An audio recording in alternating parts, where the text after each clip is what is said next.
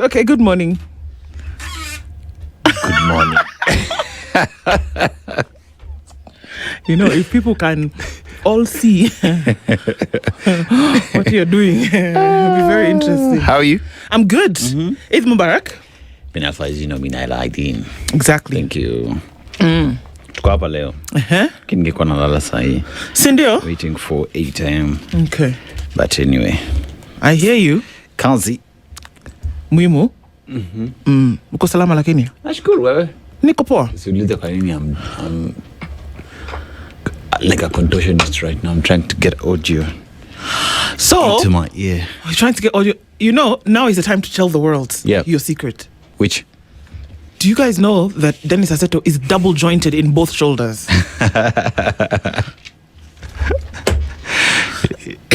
They didn't know. I've told them today. Okay. Dennis Aseto double jointed in both shoulders. So you know the way you can twist and do those things. You can do them forwards and backwards. Yeah. Do that information as you wish. Uko salama, we have this is now, you see now the Eid for Nyama. Ndioi. Those ones that people were asking for before, that's not the one. This is the one. This is the one now. This is the one where we slaughter. Slaughter.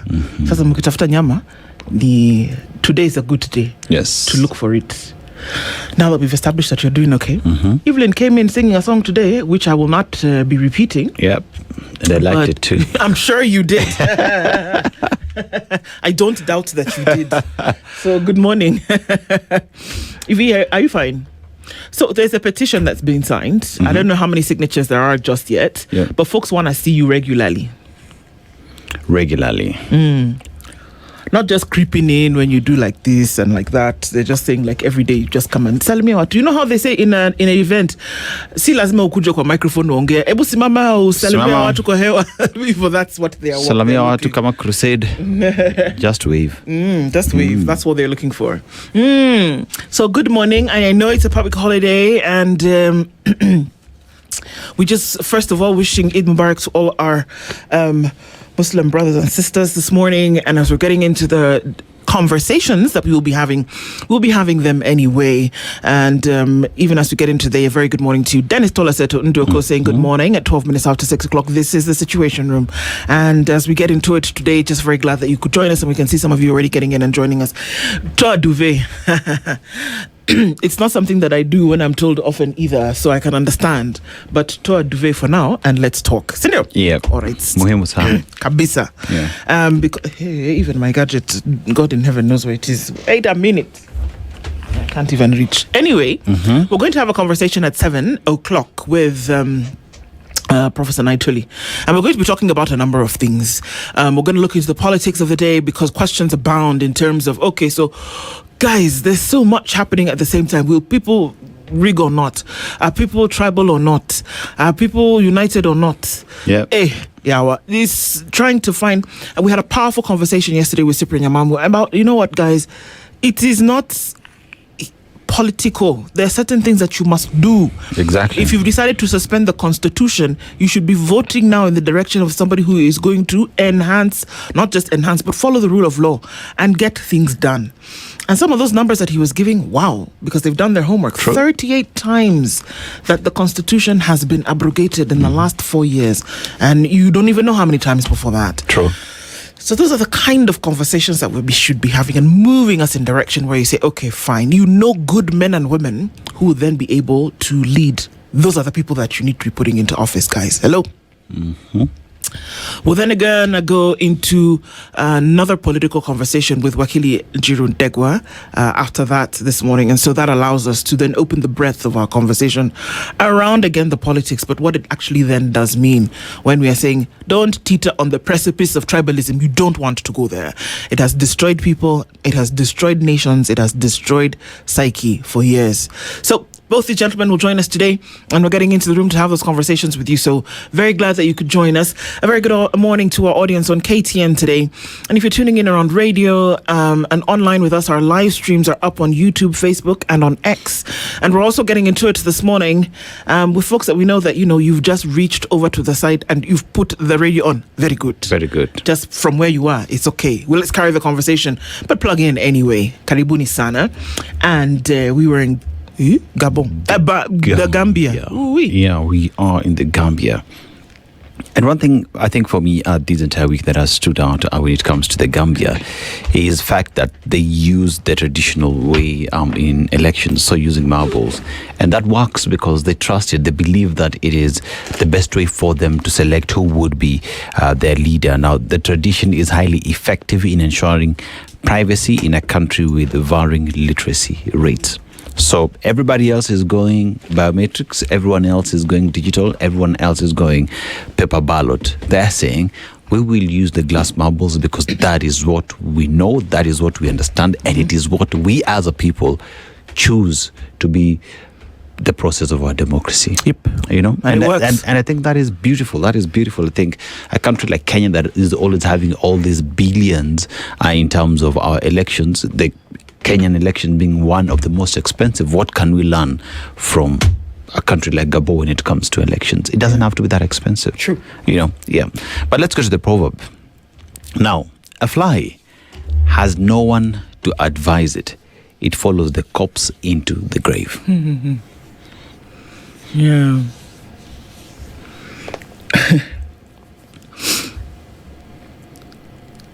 So take advantage of the advice that you do have, because think about the fly, and that's what do? They go after decomposing matter because they're trying to get sustenance from that, and that decomposing matter makes sense for them because they're just looking at the makeup of a fly, their digestive system is not developed to the point whereby they can, break down. So they have to start with stuff that's already breaking down. Yes. So they're going to follow that because they think that that's life. But you can imagine a corpse going into the grave and then they're seeking life, but essentially going towards you death. Go with it. Exactly. Yeah. And if somebody were to advise the fly, they would say, well, perhaps this is not where you want to go. So if we have advice, if we have somebody who can show us the way, then we should actually take it. Yep. I don't think there's anything to add to that. Take advantage, like you've said, of advice that is there. Yeah. If there is none, seek for advice. You can't afford to just live as if you are an island. Yes. Seek advice, take advantage of what is there, and make good use of it. Because you might have all this advice, but you're not taking advantage of it. Then you're just as useless as you were. Exactly, and actually take the advice. Take advantage of it. Yeah. Yeah. Take the advice. Yeah. Good one. Good one.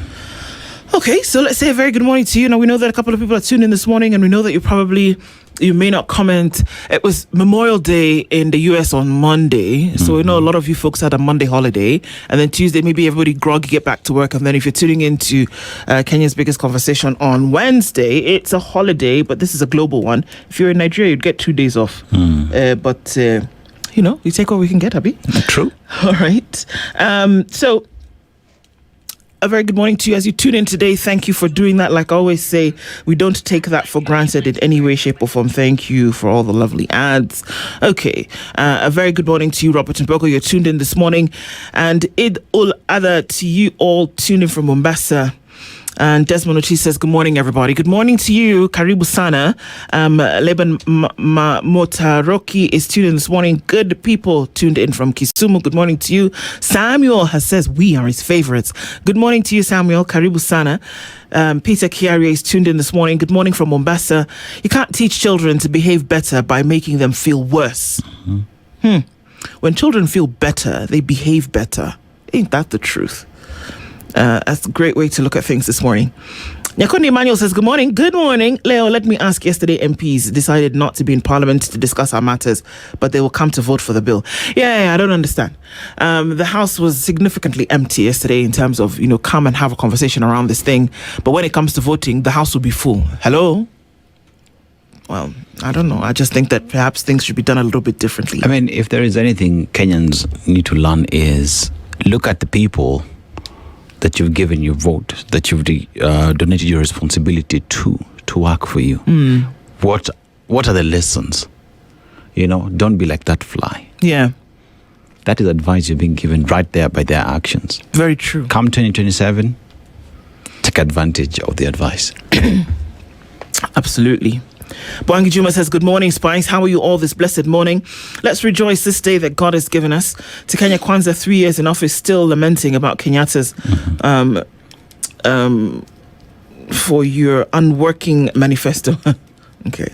Kimiak says, they're now spewing inflammatory remarks and their boss is having normal days, not taming his soldiers despite the dangers. But our resolve is clear. Nothing good will come out of the Kenya Kwanzaa administration. Yeah, okay. Good morning. Rose Grace is tuning from Manara this morning. Says, good morning, Ndu Anaseto. House of Gugi. Good morning, Princess Ndu Aseto and SpiceFM tribe. Happy Eid to our fellow Kenyans. Cape Town is locked. Good morning to you as well. Karibu Sana. Tibbs Muge says, good morning, SpiceFM team. People in Ukraine, Kyiv. Russia has telegraph. Be safe. Yeah. Eric Orr says, good morning, guys. Good morning to you, Eric. Karibu Sana. Vena Karwenji says, good morning. Happy Eid al-Adha, tuned in from Kuwait. Good morning to you. Mashara and Jerry is tuning from Portland, Oregon, and says, good morning. Kimiaki saying people should wake up. What is it? We have no time to slumber, even on holidays. The enemy is not catching a breath for 1 second. So he says, all of you people wake up and get into the comment section, is what Kimiaki is saying. He says, you cannot not be part of conversations. So that's a good piece of advice this morning. True. Actually, that you must plug into the conversations. Do not be left behind. There's a lot to do, and the time to work is now. Conversations form part of these things. Jimmy Monothi says, good morning, Ndu and Dennis. Happy holiday and nice to see you in the studio. Yes. We're here. Ramtula Omar says, Eid Mubarak to fellow Muslims from Nairobi. Good morning to you. John Modi Bani says, good morning, Dennis and Ndu, watching from Edmonton in Canada. I'm a regular follower of your show. Watch it before I go to bed. Missing the other Dennis. Yes. As we are as well. So very good evening, morning, good night to you. As you're waking up with us, you might get back into it tonight. So Karibu Sana. Isa Kale says, well, he didn't say good morning, but I'm saying good morning for you, Isa. I'm staring at the government right now the way Michael Jackson was staring at Cyndi Lauper when she was singing her part in We Are the World.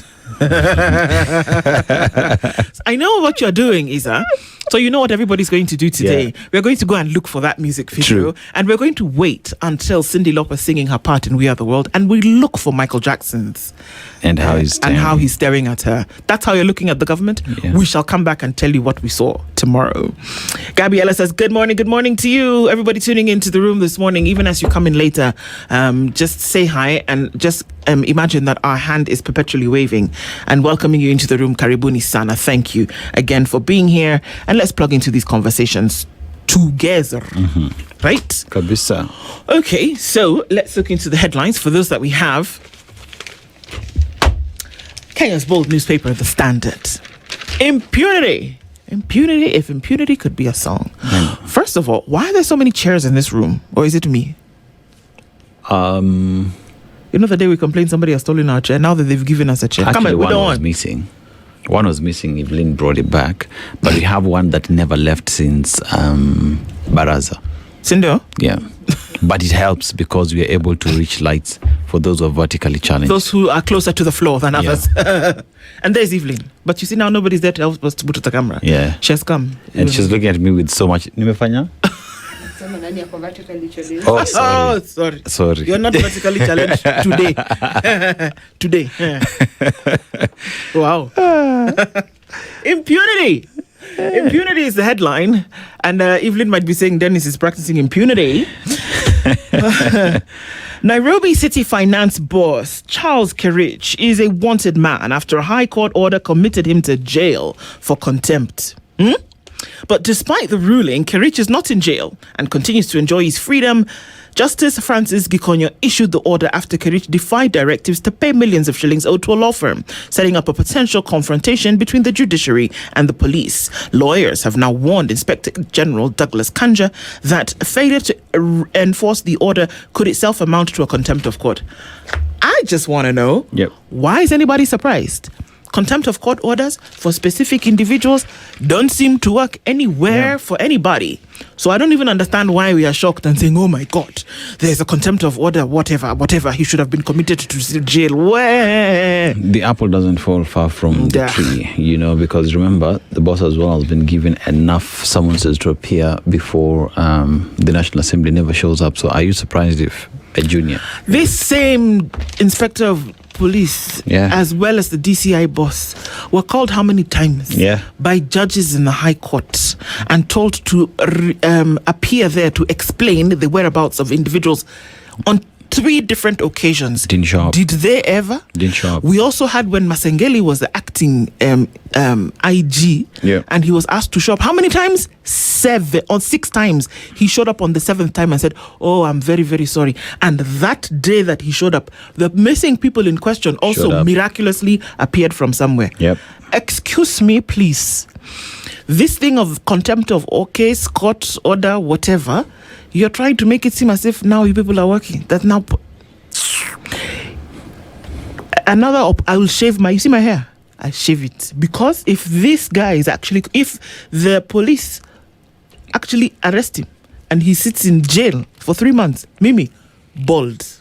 How does someone who's been breaking or disrespecting court orders have the courage to arrest somebody else who is disrespecting court orders?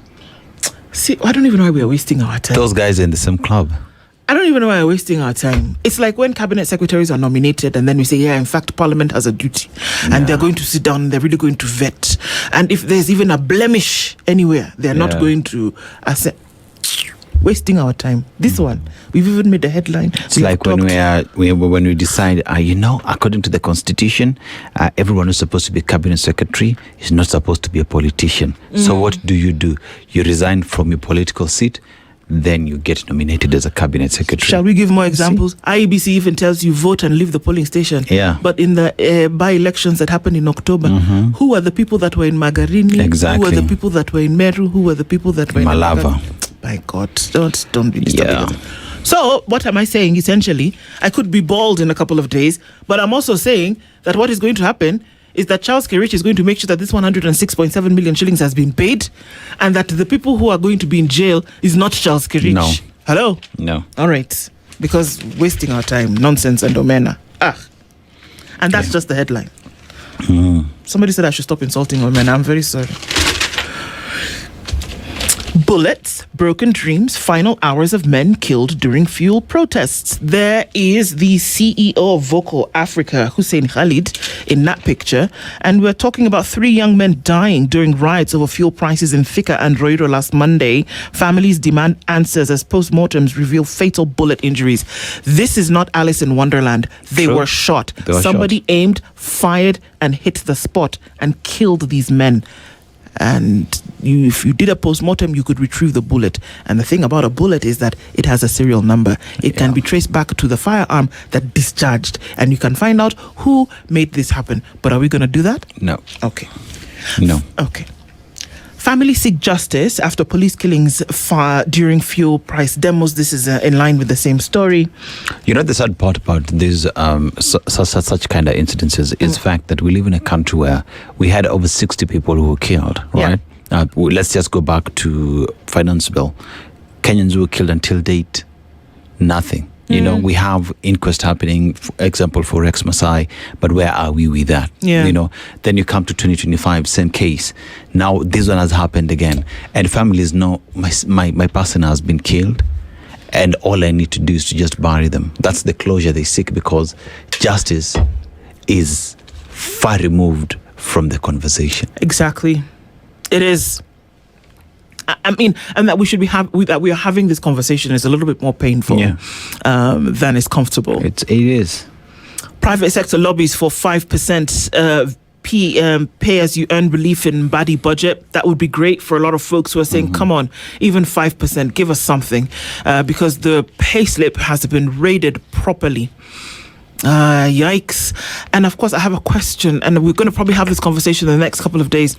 They're looking at the money that you're taxed, the money that leaves your pay that goes towards the affordable housing project. Is there a direct line between that money and the project? I'm just asking a question. Stop squeezing your face. Is there a direct line between that money that is collected and the project? We are having this conversation in the next few days because people want to know. People went up in arms about, okay, this money that you're taking from me, you said it's for me to eventually have a house later, or I contribute to this pool, we build houses for everybody.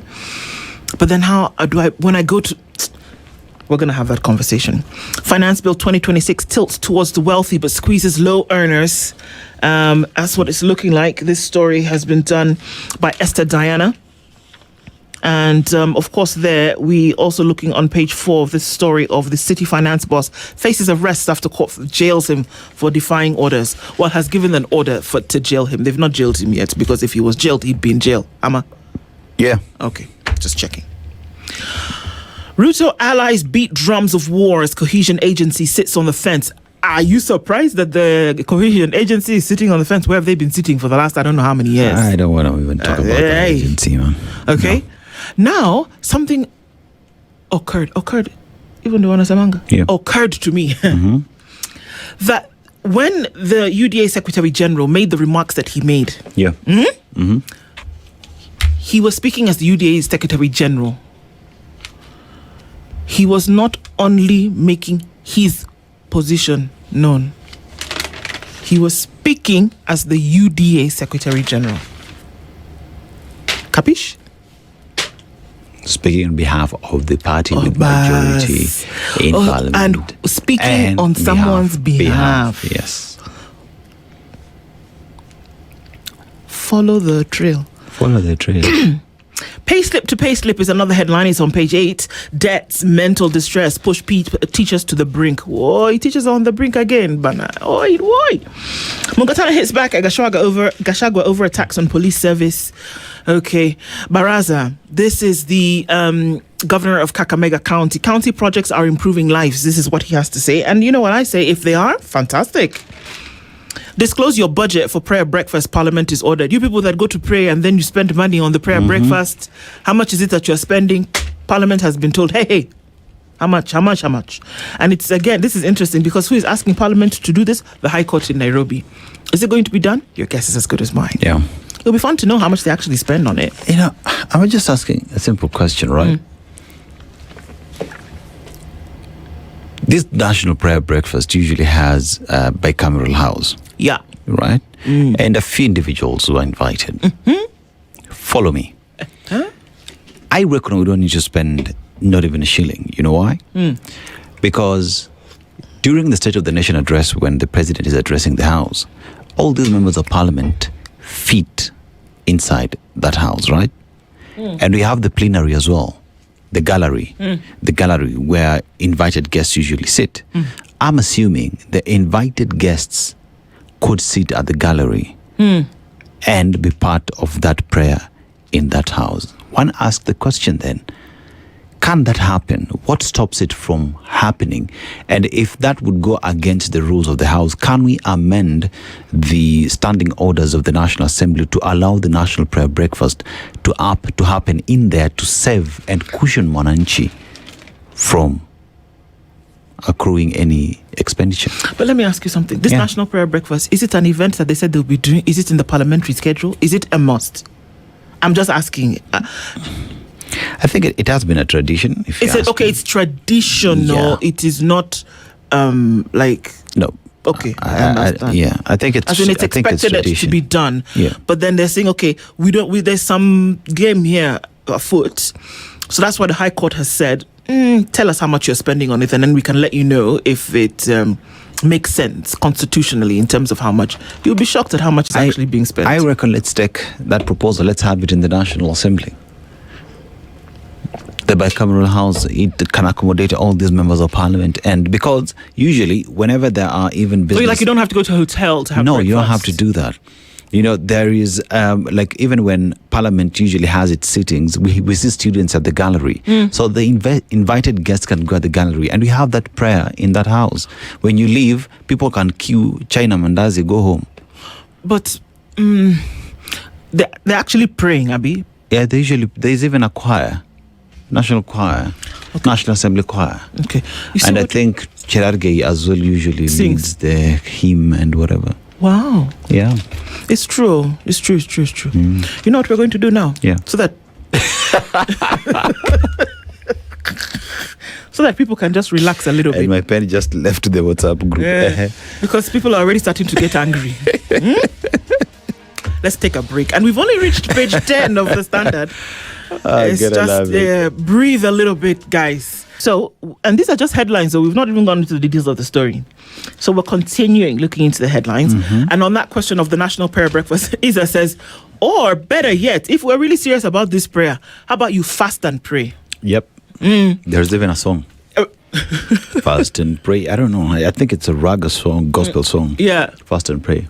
And all the religions that are represented at that prayer breakfast, all of them have a fasting component. Yeah.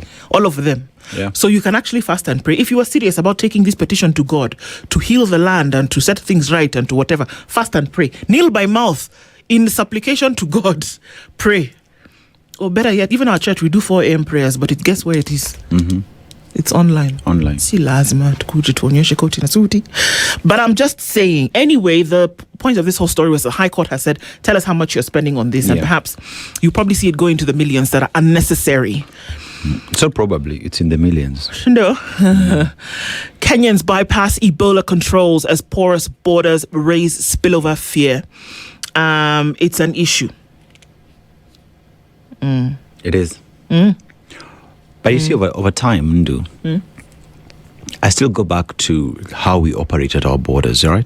Yes. You find that it's at these borders where you make it so difficult for people to operate within these borders. Moving has become very difficult from one country to the other, where people got tired and decided to find other ways of crossing to other countries. So today, even as you tell people about health concerns, they still remember how difficult you've made it for them to do what? To use these borders. Because these border points, these border stops, whatever, are not friendly to citizens from both sides. If they were friendly, people would always know, I will pass here, I know they will take care of me, they will know where I am, and I have no reason to worry. But you get there, they want bribe. You get there, someone wants you to go print a certain document in their cyber cafe at the corner. You know, someone else, for you to just do genuine business, makes it so difficult for you that people decided, you know what, we will stay away. I'm not saying that what people are doing is right. I'm just saying perhaps we need to relook how we operate at these borders to make it friendly for Kenyans and Ugandans for us to use these borders. But Kenyans as well, this is a clarion call. Ebola is a highly contagious disease. It is. Take care of yourself at whatever cost. And the thing is that it doesn't show. It doesn't show. When you're walking about, you wouldn't be able to tell. So you actually must be careful. On the opinion pages today, Faith Wekesa talks about we should now confront the reality of adolescent sexuality. Yep. We should. Because the things that children are getting into, whereby they've not fully matured to have conversations around what, or just not even conversations, but action around the demands of sexuality is not a joke. It isn't. And we're putting children in a more demanding situation by not educating when it's necessary. It's an iffy conversation because nobody wants to talk about it, but we also see that the effects of not talking about it can be disastrous later on in life. There is a quote there that has been given by the Deputy President, Kerich Kindiki, and I think it's interesting. Let me just read it. Those in opposition lecturing us on how best to run the affairs of the country are not angels who have just fallen from the skies. They occupied high positions in government, including the position I currently occupy. They have nothing to show for their time in office. I'm asking, show us what you've done with your time in office, yet regardless of the position you held. So let's go to security when you're Interior Cabinet Secretary. What do you have to show now that you're Deputy President? Tell us what it is you're doing that is different from those who were there so that we can say you are the angel that we want. Stop comparing yourselves with people who've occupied that office. It is your time to be in that office to do your job, to reign, to do your job, and to shine or not. Those are options I've given you. If you choose to shine, shine. If you choose not to shine, don't. But it's interesting because I think we hear him a lot more vocal now. But the truth is that 2, 3, 4 groups of people have basically said, excuse me, we're coming for that position. Yeah. And this is what we want. So maybe this is his way of then trying to protect his seat amongst the voters or whatever the case may be, or even amongst those who will then choose who a running mate will be if it is going to change from him. So if it's going to change, it's probably him trying to fight for his life. Because let me tell you something. We can politicize, we can romanticize, but if you've been working and there's something significant that you've been doing, it will be seen, period. And that's exactly. And I keep saying a lion just roars and you know it is a lion. It is a lion. It doesn't go around in the grassland saying, hey, excuse me, hyena, I'm a lion. I'm a lion. Hello, Secretary Eagle, do you know that I'm a lion? Hello, elephant, do you know that I'm a lion? No. All these people know that you're a lion because we see and we know, we understand. Yeah. So if you have to go and tell people, then perhaps kuna shida. You know, so, I mean, you don't need to tell us. The best report card will be given to you by us. You know what I mean? Exactly. Especially when it comes to counties, because, you know, he chairs the ABEC? Well, not ABEC. IBEC. He chairs the IBEC, right? Mm-hmm. So how has his office performed in ensuring that counties get their share of revenue and actually meeting the development agenda in time? You know, it's just based on that alone, we can give you the report card. But it's anyway, true. Let's keep comparing. So that's interesting. Looking at some. Page 14. Keep fake hugs and smiles out of National Prayer Breakfast. Kabisa. Yeah. Kabisa. Who wrote that story? It's of course in the opinion pages. Edward Kipkalia. Yeah. Kabisa. Because I remember even during former President Uhuru Kenyatta came in, forgave each other with William Ruto, and now we were going to work together. Yada yada yada. Where are we now? What happened? Keep those fake hugs and smiles out of National Prayer Breakfast. We don't want them. It's interesting because when you look into the county's pages, court's verdict on ward funds exposes MP's push to keep CDF, and that's still a conversation. This CDF that is so close to people's hearts, it does something beyond the development of the county, doesn't it?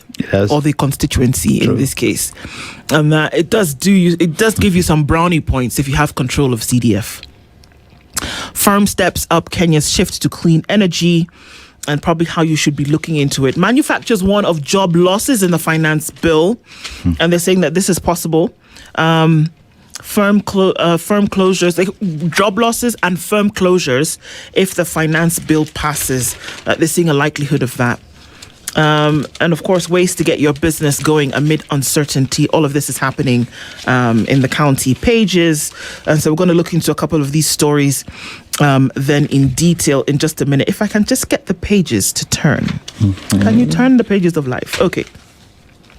Mining disputes expose deep-seated rot in the sector. There's a ministry. Yeah, there is. There's a ministry for mine. I'm just looking at the same pages. How retired teachers lost 7.6 million shillings in gold scam. So the mining sector has a problem or two. And in terms of regulation and who can do what and who has licenses to do the other thing, there are questions. KenGen now eyes a license to sell power directly to consumers. That they don't want this thing where they have to go through companies. We want to be able to sell to you directly. Yeah. I wonder who it would benefit if this was actually the thing. We'll come and look at the story in details in just a little bit. So the US and Iran are still having their global issue.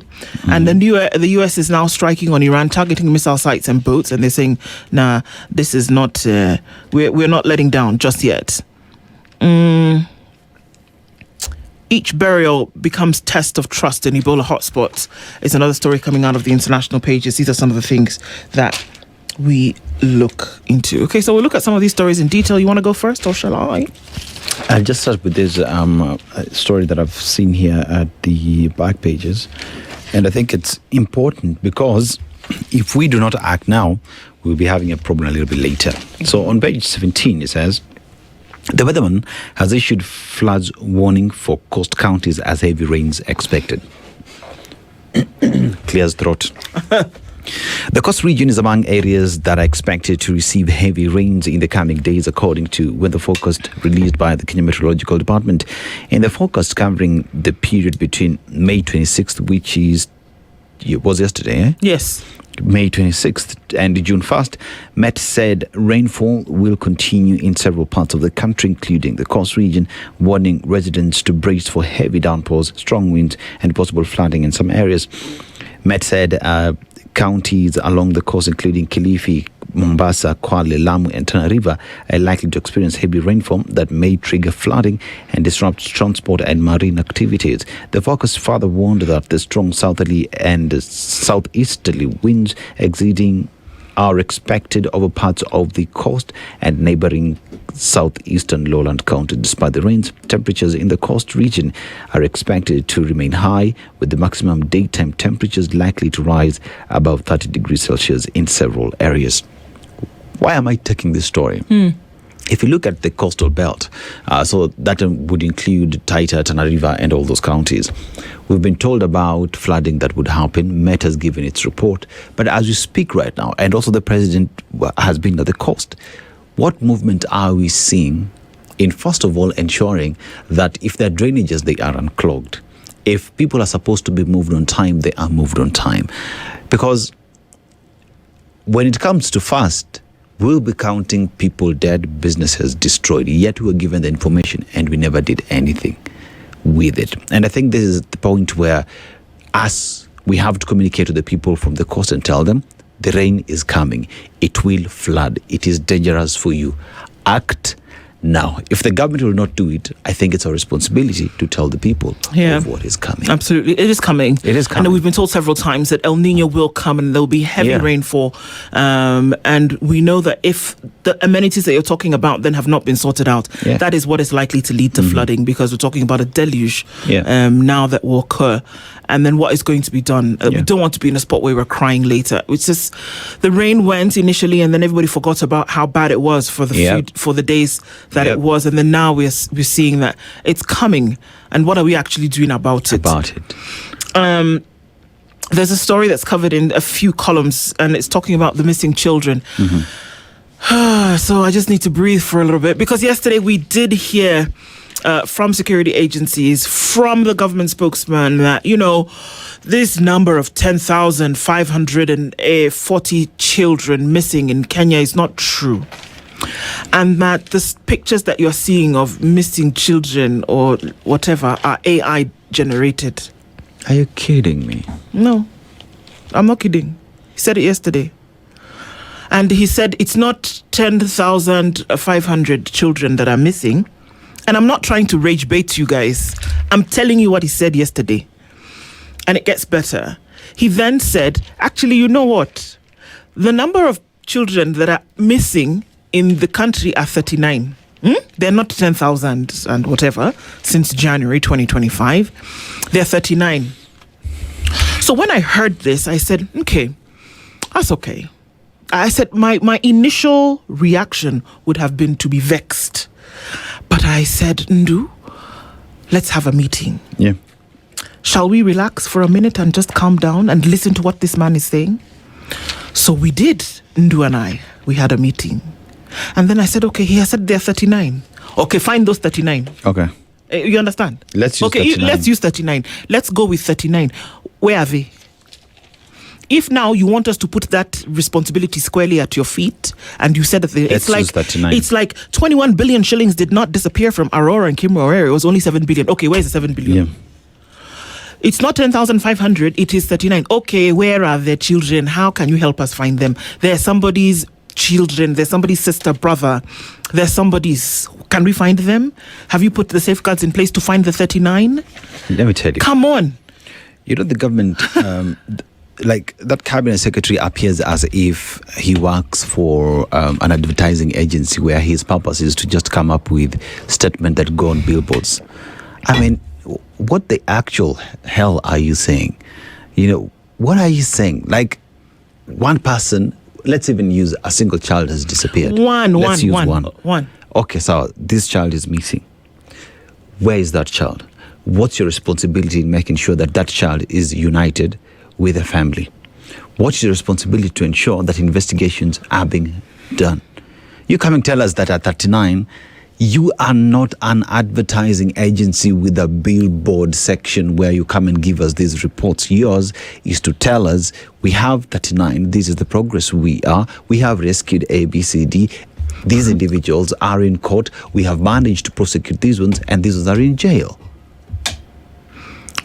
If, you should be very worried if every time somebody comes with some information and the response that is given is that in this technology space, it is AI doctored and or generated, and that those numbers are inflated. You should be very worried if that is the response that you get. You should also be worried if another response that you get is, I was misquoted, or whatever I said was taken out of context. Excuse me, don't take this out of context. Right now, if we are saying that only 39 children are missing in this country, and that number of 10,500 is inflated, doctored, generated, how many other ATEDs that you want to use, find the 39. Yeah.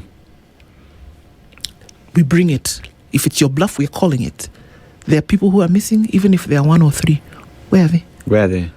You said that they were doctored. People were pulling bodies out of quarry about 2 years ago. You said that those were not real. What were they? What were they? That kind of, if the response is that it is manufactured, it's a lie, it's propaganda, it's the opposition, it's who from the mountain, because those are the things that are about to start coming out now. If that is your response, then we should be very worried about. Then how about the people who have put these numbers together, the people who sit in offices every day and have to get a phone call on their toll-free number and say, we can't find this child. A picture is presented of how this child was dressed, where they were last seen, where they were going. The one alone that the 15-year-old girl was moving babies. It's just that they found her with a 2 to 3 year old. Were you even aware? Aware. I'm just saying, if the response to things like this is that it cannot be true because it was doctored, we have a big problem. When you hear such statements, yet we know individuals within our spaces who have been in spaces where someone has lost their child. And I'm talking about 2021. We are in 2026. It's 5 years. That family has never seen their daughter. We are in these WhatsApp groups. Every day someone sends you something to share. There's a child who's missing. They've not been able to be reunited with their kin. Then you see someone comes about and say, it is AI generated. Imagine individuals who've gone and given us the 10,000 have traced these children to their families and determined that they are lost. The most responsible thing one would assume is the government would meet with these agencies, take those numbers and work together to finding a solution. AI generated. He said that they are 13. Anyway, see. City finance boss faces arrest over court jails after court jails him for defying orders. We're following that story, by the way. This one of missing children. Somebody has to do something. Somebody has to. Will, even if you want to stand up every day and make a statement, we'll bring it to you. Because this court and the ball, this very big ball, is in your court now, because especially now that you've pronounced yourself. Before we were saying that everybody has a role to play, and we have not abdicated anybody from that responsibility about protecting our children as communities, families, society. But then now you have joined it and said that the people who said their children are missing are lying. Okay, very good. Those 39 on your case. City finance boss faces arrest after court jails him for defying orders. The Nairobi City finance boss the Nairobi County finance boss is insisting he cannot be arrested despite a high court order committing him to 3 months in jail for contempt, according to a law firm. No sooner than he said, arrest who? Are you serious? Oh, my shadow. Look at look at you and look at me. Yeah, who do you want to arrest? Who do you want to arrest? Or is it my shadow somewhere? You. In short, what he said, and you jinga peleka huko. You're drunk on omena. Charles Kerich, who was handed the custodial term for failing to pay more than 106 million shillings to a city law firm, is said to be openly claiming that his connections will shield him from arrest. Do you know who I've had arrest? Yeah. Arrest Do you who? know me? Do you know me? Do you know me? Get the hell out of here because I am unbogable. What? Yeah, he said, yeah. Arrest. Who the hell is you looking at? In a letter seen by the Standard, lawyers for the firm that secured the committal order wrote through Inspector General of Police Douglas Kanja, drawing attention to the ruling. They are demanding his immediate arrest and warning that any police officer who declines to execute the order on the basis of alleged connections will face criminal liability. Even you, who is supposed to arrest him, and you say that you will not, even you, we will now bring those things against you. So don't play with us. According to a letter from Ogado and Company advocates through lawyer Gordon Ogado, we are instructed, and I quote, and we are obliged to place on record that the contemnor. Did you know that the person who is held in contempt is called a contemnor? Yeah. Mr. Charles Kerich has been openly bragging in the aftermath of the committal order that there are threats of arrest against him, but that he's connected to the system and that the police officer can arrest him, states the letter. So, as Diana Agishengo would say, he's walking around with braggadocio and bravado, saying, "Who do you think you are going to arrest? Because of what? Calm. I'm in my house. The system. Literally, call police." The system will call police. Hey, call police. What are you going to do? Who do you want to arrest? You are mad.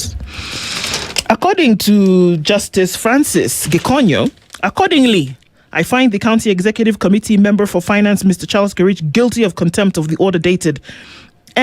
Come on. November 27, 2024. We are in 2026, please. Hey. In fact, we're in June, in case anybody was wondering. Yeah, we're in June. Because May is like over 4 days to go. So we're just 4 months to November, to be 2 years. Yeah. Okay. So you thought it was a yesterday story? Nah. So perhaps this thing that he's walking around with his shoulders very up is because it's true that his godfather indeed is godfathering. Yeah. Do you have a godfather? Go godfather yourself in jail. I told you. Me, head, shave. If he goes to jail. Shave. Bald head. Hapo ndio tutakuwa. And imagine those are the headlines. It's like a story. And that's just a single paper. And that's just one newspaper. Go get yourself a copy of the same as well online. epaper.standardmedia.co.ke. Kabisa. Hapo ndio tuko. This is the Situation Room, the only way to start your day.